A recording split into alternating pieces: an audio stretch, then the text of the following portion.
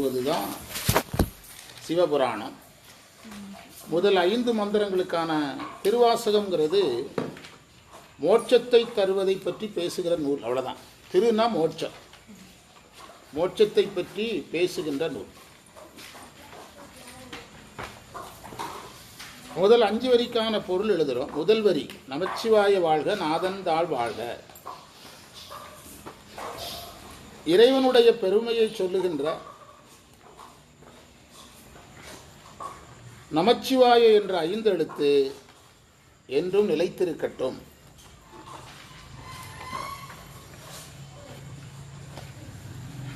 அடுத்தது நாதன் தாழ் வாழ்க.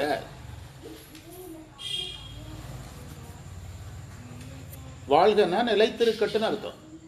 இறைவனுடைய அருள் என்றும் நிலைத்திருக்கட்டும்.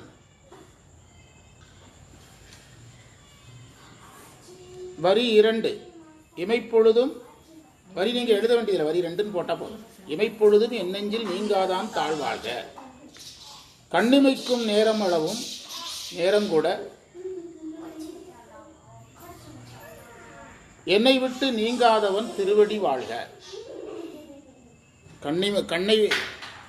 கண்ணிமைக்கும் நேரம் கூட என்னை விட்டு நீங்காத இறைவனுடைய திருவடி வாழ்க. கண்ணிமைக்கும் நேரங்கூட நான் இறைவனை மறப்பதில்லைன்னு அவர் சொல்லலை. இறைவன் என்னை விட்டு நீங்குவதில்லைன்னு தான் சொன்னார்.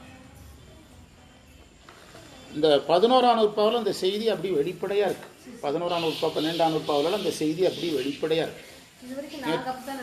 ஆமாம், அவர் சாமி என்னையை விட்டு போகிறதில்லைங்கிறார். அது ஒரு பெரிய கான்செப்ட்னு சொல்லி கடைசியாக சொல்லி முடித்தேன். இந்த ஒரு வரியை புரிகிறதுக்கு சிவஞான போதம் 11 நூற்பா தெரியணும்னு.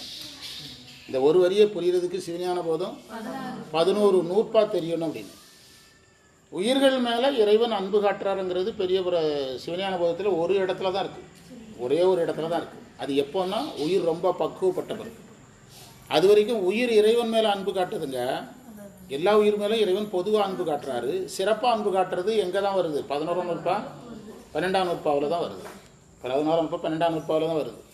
இப்போ எனக்கு பிரதமரை தெரியுங்க, அது பெரிய விஷயம் இல்லை. பிரதமருக்கு என்ன தெரியுது பெரிய விஷயம் இல்லை.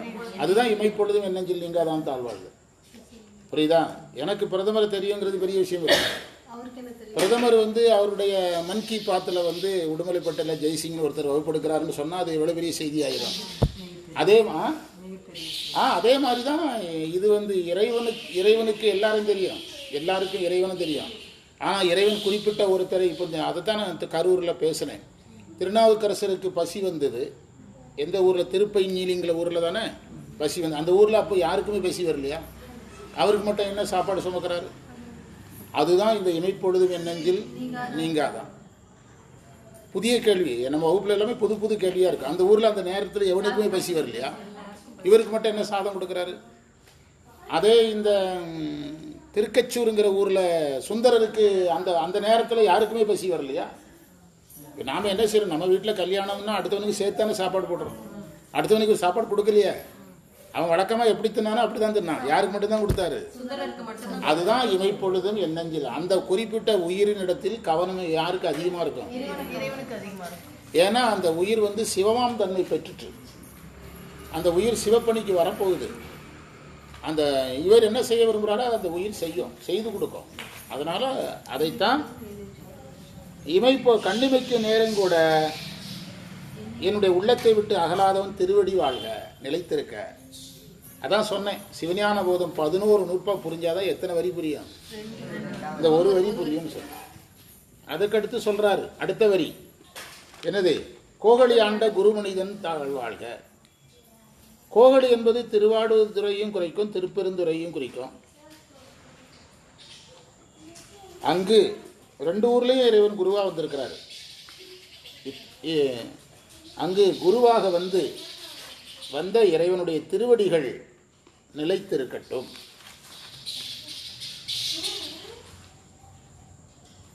அடுத்தது ஆகமம் ஆகி நின்று அன்னிப்பான் தாழ்வாழ்க. மோட்சத்தை விளக்குகின்ற ஆகம நூல். அந்த ஆகம நூலாக இருக்கின்ற இறைவன்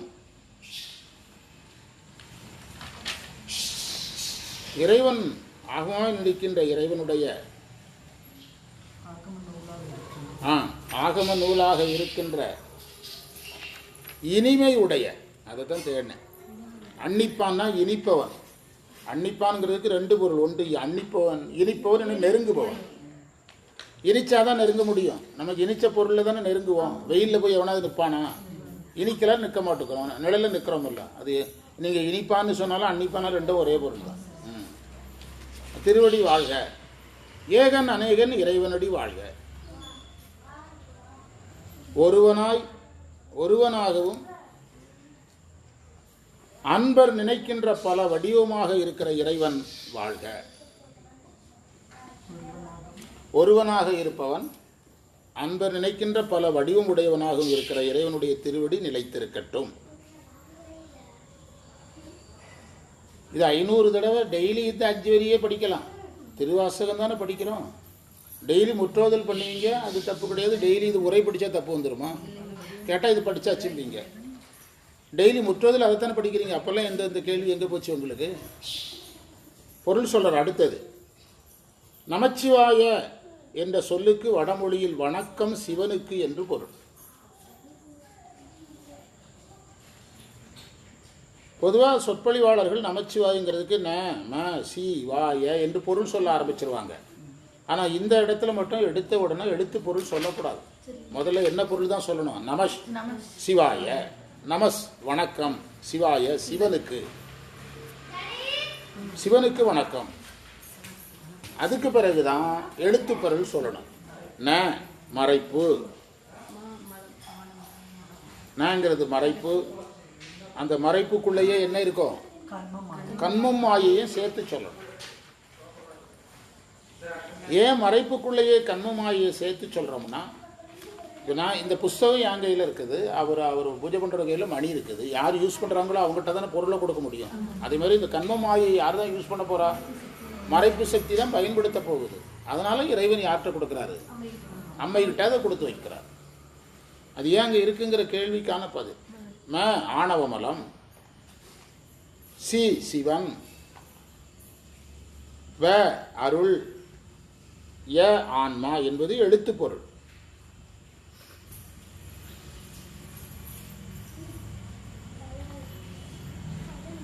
ஆணவமலத்தில் கிடக்கிற உயிரை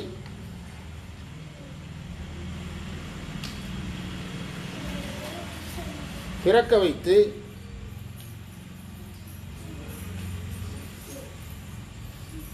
உயிர் பக்குவம் அடைந்த பிறகு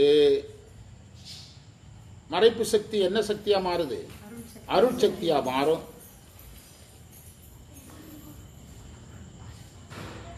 உயிருக்கு வீடு வேறு கிடைக்கும்.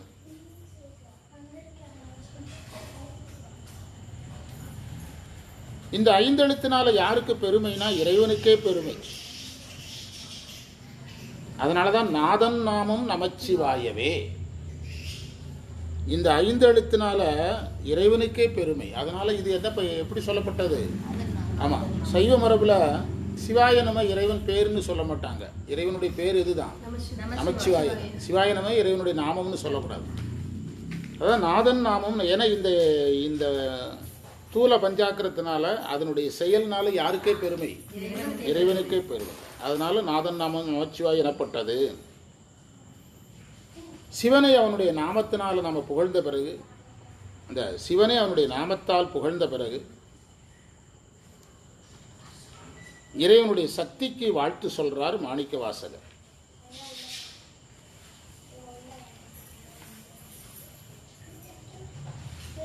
நமச்சிவாய தூல பஞ்சாக்கரம் தமிழ்ல பரிய 5 எழுத்துன்னு சொல்லுவாங்க. பரிய, பெரியங்கிறது தமிழ்ல பரியன்னு வரும். பரிய 5 எழுத்துன்னு சொல்லுவாங்க. சூப்பர் மூன் அப்படின்னு சொல்லுவாங்க. சூப்பர் மூன் அப்படிங்கிறது சில நேரங்களில் வானத்தில் தெரியும்.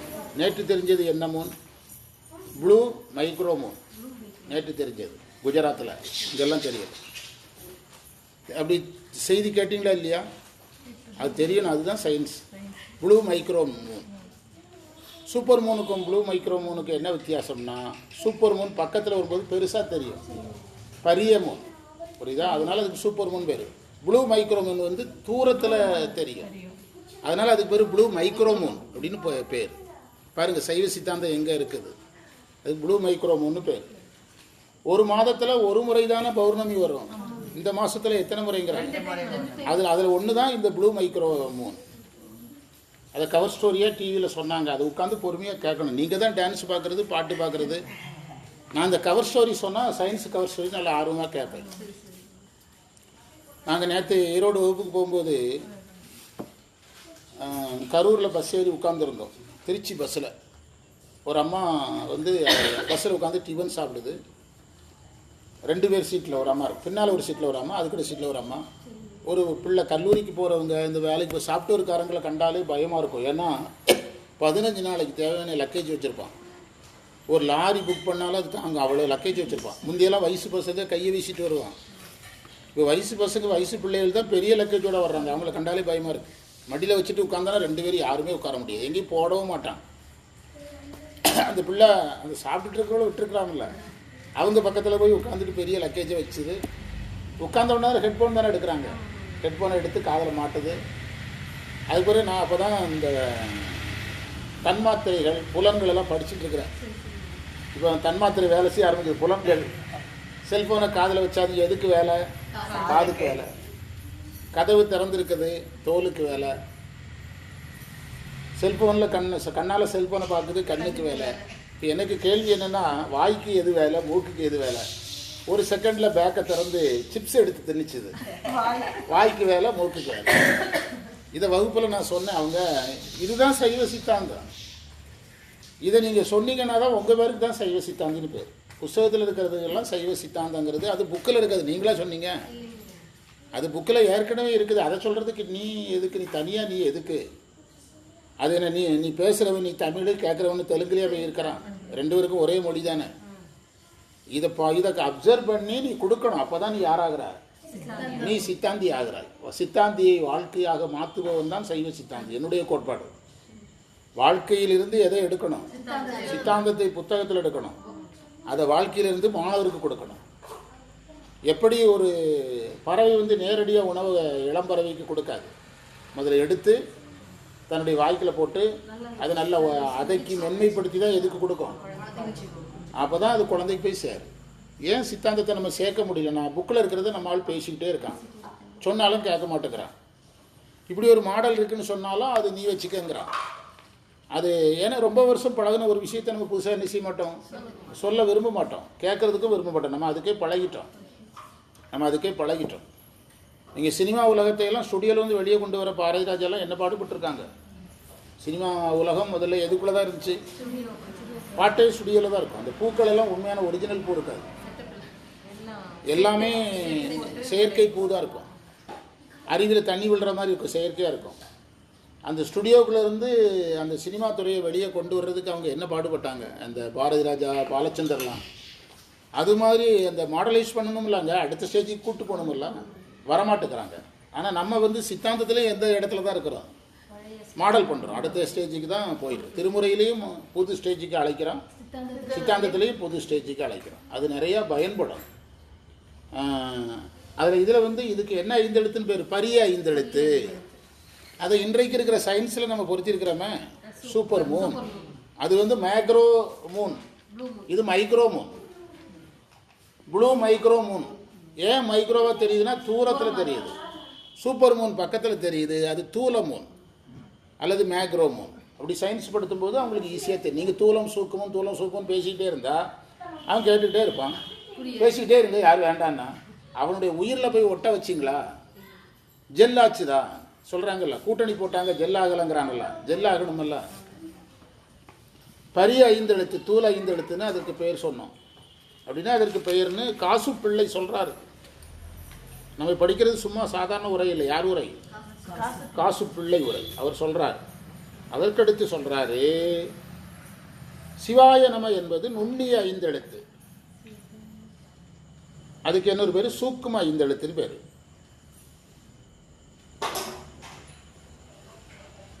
கட்டுநிலை என்ற பிறப்பு நிலைக்கு நமச்சிவாய. நாமெல்லாம் கட்டுநிலையில் இருக்கிறவங்க.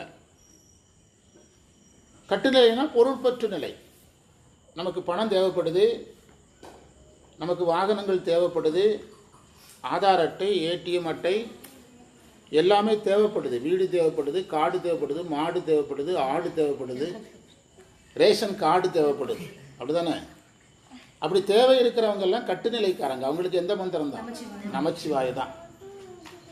இந்த நமச்சிவாயை என்ன பண்ணும்னா, நம்முடைய அறவாழ்க்கைக்கு தேவையானதையும் கொடுத்து நம்ம சமய நெறிக்கு செலுத்தும்.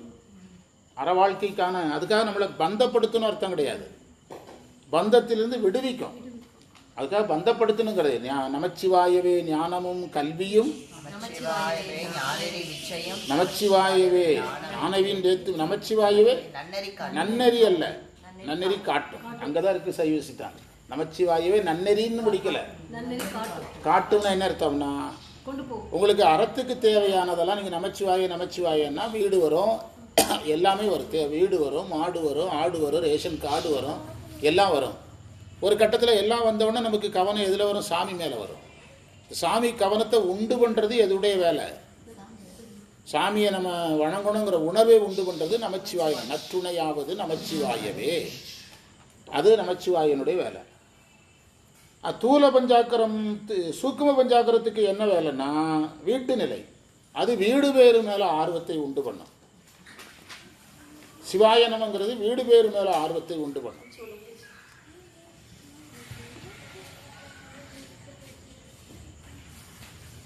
நமச்சிவாய பற்று நிலை, சிவாய நம பற்று விடுவதற்கு, கொஞ்சமாவது பற்று விடுவதற்கு அந்த உயிர் தயாராக இருக்கணும். இப்போ நம்ம மாணவருக்கு தீக்கை கொடுக்குறவர் உங்களுக்கு பற்று போயிட்டா, பற்று வந்துட்டா இப்படிலாம் கேட்க முடியுமா? அவர் உண்மையை சொல்லுவாரா? அவருக்கு பற்ற வச்சுக்கிட்டே எனக்கு என்ன போயிட்டும் பாரு, பற்று போயிட்டும் பாரு. அதனால குருமார்கள் அதையெல்லாம் கவனிக்க முடியாது. அவன் தான் பக்குவப்படணும். அதனால தான் நான் அடிக்கடி சொல்லுவேன், குருமார்கள் மந்திரத்தை உயிர் எழுதுன மாதிரி கொடுத்துருவாங்க. உனக்கு தகுதி இருந்தால் வேலை செய்யும், தகுதி இல்லைன்னா வெயிட் பண்ணும். எந்த காரணத்தை கொண்டும் உன்னை விட்டு அது என்ன செய்யாது, போகாது. இப்போ நீங்கள் இந்த லைட்டெல்லாம் போடலைங்கிறதுனால அங்கே கரண்ட் வெயிட் பண்ணலையா? சிம்பிளான கேள்வி. அங்கெல்லாம் லைட்டை போடலைங்க, ஆனால் லைட்டுக்கு பக்கத்தில் எது வெயிட்டிங்கில் இருக்குது? 10 வருஷத்துக்கு சுவிட்ச் போடலை, 11 வருஷம் போடுவோம், எது எரியும்? அதே தான். அதே மாதிரி இந்த குருவருங்கிறது, இந்த மந்திரம், அந்த அவன் பக்குவப்படலைன்னா அதுக்காக என்ன செய்யும்? காத்திருக்கும். ஆனால் அதே சமயத்தில் அவனை அப்படியே ஜேசிபியில் தூக்கிற மாதிரிலாம் தூக்கக்கூடாது. ஏன்னா அந்த உயிர்கிட்ட குறை இருந்தால் உயிர் தான் பொறுப்பு. அது சும்மா அப்படி தூக்கி பிரயோஜனம் கிடையாது. பிறகு திரும்பவும் அது என்ன வேகத்தில் தூக்கணுமோ அதே வேகத்தில் விழுந்துடும். இதை பண்டார சாஸ்திரத்தில் படித்தோம். திருடுவனுக்கு கடப்பாறையை கொடுத்தது சாமி தானன்னு படித்தோம்.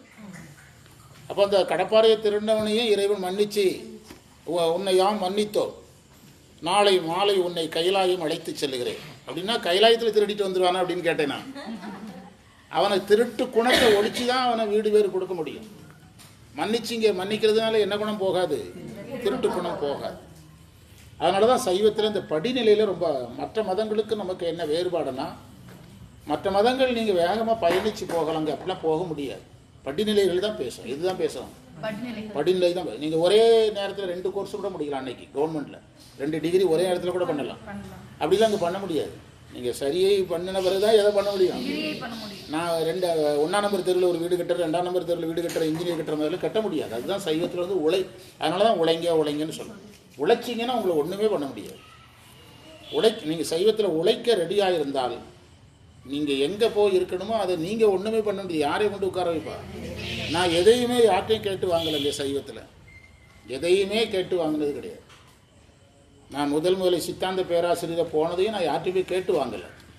அதுவாக நான் தகுதியாகிட்டு இருக்க அது என்ன செஞ்சுட்டு இருந்தது, வந்துக்கிட்டே இருந்துச்சு. அவ்வளோதான். அதனால் இது சூக்கும பஞ்சாக்கரம்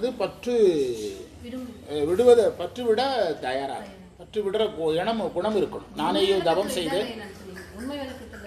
ஆமாம், அதை நடத்தியிருக்கிறோம். ஆமாம், நானேயோ தவம் செய்தேன் சிவாய நம என பெற்றேன். நானேயோ தவம் செய்தேன். தவம் செய்கிறதுனால பற்று போகும். பற்று போன பிறகு குரு சிவாய நம தருவார். நானேயோ தவம் செய்தேன் சிவாய நம என பெற்றேன், தேனாய் இன்னமுதமாய் சிவபெருமான் தித்திச்சிருக்கணும். நமக்கு எதுதான் தித்திக்குது? நமக்கு திருநெல்வேலி அல்வா இருட்டுக்கடை நெல்லையப்பரை கும்பிட்றதுக்கு அரை மணி நேரம், இருட்டுக்கடை அல்வா வாங்குறதுக்கு 3/4 மணி நேரம். இவங்க எல்லாம் பண்ணது தான் சொல்கிறேன். கோயிலுக்குள்ளே தெரிச்சு ஓடி வந்து அல்வா கடையில் வரிசையில் நிற்கிறாங்க. அல்வா கடையில் 2.5 மணி நேரம் 3/4 மணி நேரம் ஆகுது. நமக்கு எதுதான் இனிக்குது? அப்புறம் இது இனிச்சா, இறைவன் இனித்தால் தான் பற்று போயிட்டுன்னு அர்த்தம். இறைவன் இனித்தா உலகம் கசந்துட்டுன்னு அர்த்தம். அதனால தான் தேனாய் அமுதமாய், தேன்னாலே வீடு பேர் தான். தித்திக்கும் சிவபெருமானார் தானே வரணும். இறைவன் தானே வர்றார். லோன் கொடுக்குறேன்னு யார் வீட்டுக்கு பேங்கில் தானே வருவாங்க? எவனுக்கு ரீபேமெண்ட் கெப்பாசிட்டி இருக்குதோ அவனுக்கு தான் தேடி வருவாங்க. எல்லார் வீட்டுக்கு தேடி வருவாங்களா? இவர் இந்த வீட்டுக்காரருக்கு 5 கோடி ரூபா கடன் இருக்குது, 1 கோடி ரூபா கடன் இல்லை கொடுக்க வந்தவனு எவனாவது வருவானா? வரமாட்டானல்ல. அப்போ தானே இறைவன் வர்றான்னா அந்த தவம் அந்த யாரை வர வைத்தது? இறைவன் கெப்பாசிட்டி இருந்தது, இறைவன் வந்தார். தானே வந்து எனது உள்ளம் புகுந்து. அப்போ உள்ளம் புகுந்துன்னு சொல்லும்போது சரியகிரிய யோகம் முடிஞ்சிட்டு. உள்ளங்கிறது யோகம். உள்ளம் புகுந்து அடியேற்கு அருள் செய்தான். அடிமை பண்பு வந்துட்டு, ஆன்ம சுத்தி. இவ்வளவு இதில் எடுக்கணும் இந்த திருவாசகத்தில். அடியேற்குன்னா ஆன்ம சுத்தி வந்துட்டு. ஊனாரும் உயிர் வாழ்க்கை ஒருத்தன்றே வெறுத்திடவே. எதில் பற்று போகணும்? உலக பற்று விடாதவருக்கு எந்த மந்திரம் கிடையாது. சிவாய நமக்கு பற்று அங்கே மாணிக்க வாசகர் விடணுங்கிறாரு. நாம வந்து கொஞ்சமாவது விடணும்னு சொல்றோம். ஆனந்தராசனையெல்லாம் கொஞ்சமாவது விடணும்னு தான் எழுதுறாரு. ஆனால் நம்ம எதுவுமே விடாமல் எந்த மந்திரம் சொல்லிட்டு இருக்கிறோம்? சிவாய நமங்கிறத ஜபம் பண்ணுற. சும்மா ஃபோனில் சொல்கிறது வேற, ஜபமாக என்ன செய்யக்கூடாது? பண்ணக்கூடாது. குரு கொடுத்துருந்தாருன்னா அது உங்களுக்கு கொடுத்தது தான். நீ உங்களை தகுதிப்படுத்திக்கலன்னா நீங்கள் தகுதியாக வரைக்கும் அது என்ன செய்யும்? காத்துரும். அவ்வளோதான். அதுக்காக உங்களை அது ஜங்குன்னு அப்படி தூக்காது. ஏன்னா அப்படி தூக்கினா அந்த உயிர் வந்து என்ன செய்யாமல் போய் பையவே கொடுபோந்து பாசம் எனும் தாழ் தான் உருவ முடியும். பையவே கொடுபோது தான் தாழ் உருவ முடியும். அப்படி ஜங்குன்னு தூக்க முடியாது. புரியுதா? அப்படி தூக்குனா அந்த உயிருக்கு வந்து அதனுடைய பயன் என்ன செய்யாது? கிடைக்காது. குரு அப்போ குரு ஏன் அப்படி கொடுத்தாருன்னா கருணை. கருணைக்கு எல்லை கிடையாது. கருணைக்கு நேரங்காலம் எதுவுமே என்னது கிடையாது. கருணையை வந்து நீங்கள் அளவிட முடியாது. புரியுதா? அது குருவினுடைய கருணை. கருணையினால் ஆண்டு கொண்ட மாணிக்கவாசகர் சொல்றாருல, கருணையினால் ஆண்டு கொண்ட என்று சொல்றாரு. கோகலி என்பது அதற்கு பொருள் பசுத்தன்மை கழிதல். கோகலி என்பதற்கு பசுத்தன்மை கழிதல்னு பொருள் எடுத்தா அது திருவாடுதுறையை குறிக்கும். கோ பெரிய, களி துறை, துறைனா நீர்நிலை, அப்படி பொருள் எடுத்தீங்கன்னா அது திருப்பெருந்துறையை குறிக்கும். கோ பெரிய, களி துறை அப்படின்னு பொருள் எடுத்தீங்கன்னா திருப்பெருந்துறையை குறிக்கும். மாணிக்கவாசகர் காலத்திற்கு முன்பே திருவாவடுதுறை நவகோடி சித்தபுரம் என்று அழைக்கப்பட்டது. மாணிக்கவாசகர் காலத்திற்கு முன்பே இந்த தலத்தில் பலர் அருள் பெற்றிருக்கிறாங்க. எந்த தலத்தில்? திருவாவடுதுறையில். முன்பே நிறைய பேர் வந்து அங்கே அருள் பெற்றிருக்கிறாங்க. பல நவகோடி சித்தபுரம். ஆனால் வரலாற்று முறைப்படி பார்த்தா இது எந்த ஊருக்கு பொருந்தது? திருப்பெருந்துறைக்கு பொருந்தது. அவருடைய அகச்சான்று, அவருடைய வாழ்க்கை வரலாற்றோட ஒட்டி பார்த்தா எந்த ஊருக்கு பொருந்தது? ஆமாம்.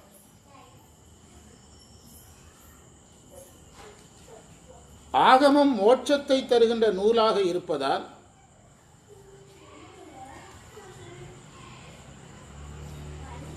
அன்னிப்பான் அப்படின்னா இனிப்பான் என்று பொருள் சொன்னார். அன்னிப்பான் இனிப்பான் என்று பொருள் சொன்னார். இதோடு தொடர்புடைய மறைமலடிகள் உரையையும் கொஞ்சம் அதில் கொடுத்துருந்தோம். அப்படிதானே? அதானே போன வகுப்பில் கொடுத்தோம். அந்த மறைமலடிகள் உரையும் கொஞ்சம் கொடுத்தோமல்ல, அதில் வரக்கூடிய செய்திகள் கொஞ்சம் எழுதுனா நம்ம வகுப்பை நிறைவு பண்ணுறோம். சிவன் என்னும் சொல்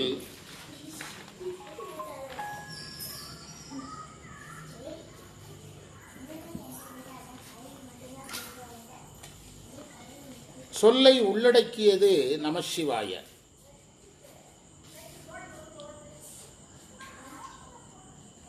அகம் சிவம் நமாமி என்பது வேத மந்திரம். தமிழ் உரையாளர்களிலே வேதம் அதிகம் படித்தவர் மறைமலையடிகள். காசுப்பிள்ளை உரையில் எந்த தொடர் இல்லை, இந்த தொடர் இல்லை.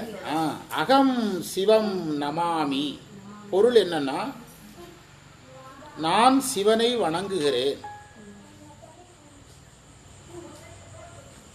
இதை அப்படியே மொழிபெயர்த்து மாணிக்க வாசகர் எழுதியிருந்தா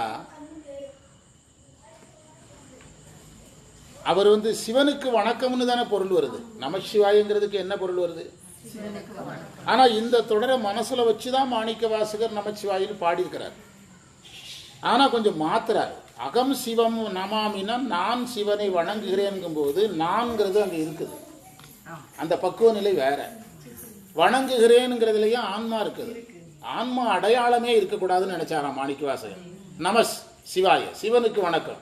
யார் வணங்கினா, எப்போ வணங்கினாங்க? ஒன்றும் கிடையாது. யார் தான் இருக்கிறார் அங்கே? ஆன்மா கிடையாது.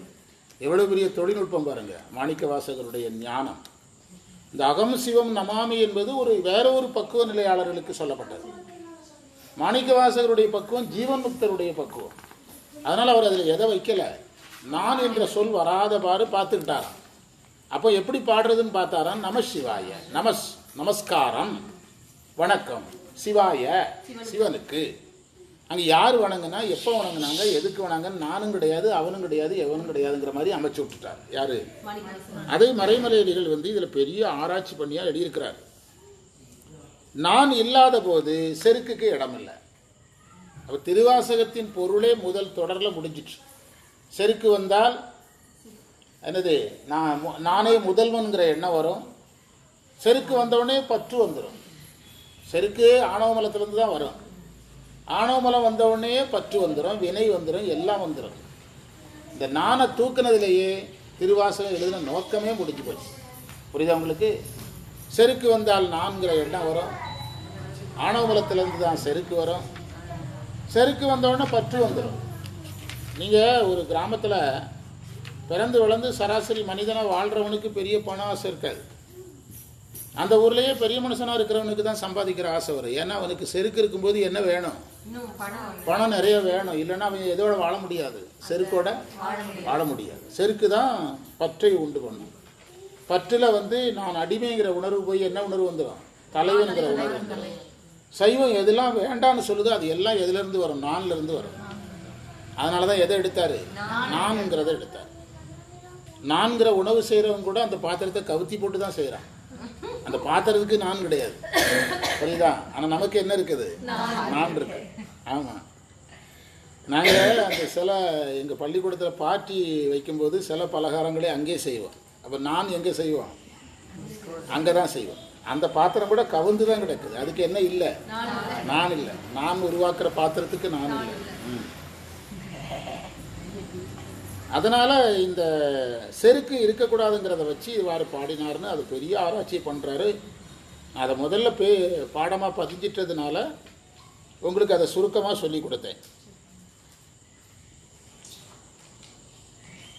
செருக்கு அறுக்கிறது இதில் மனசில் வச்சு பாடியிருக்கிறார். அதுக்கு பிறகு உள்ள பகுதியை நம்ம இதில் நான் இந்த புத்தகத்தை எதனால் எடுத்தேன்னா, ஆகமத்துக்கு சூப்பராக விளக்கம் சொல்லுவார். யார்? ஆகமத்தில் எத்தனை வகை இருக்குது, பிற்கால ஆகமும் முற்கால ஆகமும் நிறைய சொல்லுவார். அதுக்காக தான் இதை மெயினாக உங்களுக்கு சொல்லிக் கொடுக்க எடுத்தேன். வர்ற வகுப்புகளில் நம்ம பொறுமையாக படிப்போம். ஸோ வேகமாக படித்தா என்ன பிரயோஜனம்? அது எத்தனை தடவை தான் படித்தாச்சு. கொஞ்சம் ஆழமாக என்ன செய்யலாம்? படிக்கலாம். ரொம்ப வருஷம் நம்ம யூடியூப்லேயே இருக்குது. ரொம்ப வருஷத்துக்கு முந்தையே இதை 2-3 உரையோடு கலந்து யூடியூப்பில் லோடு பண்ணியிருக்கிறோம். நீங்கள் வர முடியலன்னா இந்த இடைப்பட்டதை யூடியூப்பில் கேட்டிருக்கேன். இது தொடக்கங்கிறதுனால நம்ம உங்களுக்கு ரிவ்யூ பண்ணி கொடுத்தோம். வர முடியலன்னா அந்த கேப் நாட்களே என்ன செஞ்சுருங்க, கேட்டுருங்க. கேட்டுருங்க, சரியா? பண்டார சாத்திரத்துக்கு ஒரு சாத்திரத்துக்கு ஒரு மந்திரத்துக்கு பொருளை மட்டும் தொடங்கிட்டு கிளம்பி நேரமாயிட்டு பதிவெல்லாம் வேண்டாம். அது திரும்ப எடுப்பேன். அங்கே இது பார்த்துட்டாங்களா அந்த அந்த கோயிலில்?